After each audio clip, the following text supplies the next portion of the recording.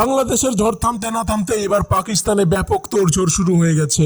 অর্থাৎ বাংলাদেশের কোটা আন্দোলনকে কেন্দ্র করে শেখ হাসিনা সরকারকে পতন করে বাংলাদেশকে নতুনভাবে স্বাধীন করেছে। আর এদিকে পাকিস্তানের জনগণ বিক্ষোভ শুরু করে দিয়েছে। তো কি ঘটছে পাকিস্তানে, শেষ পরিণতি কি ঘটতে যাচ্ছে, বিস্তারিত থাকছে পুরো ভিডিওতে।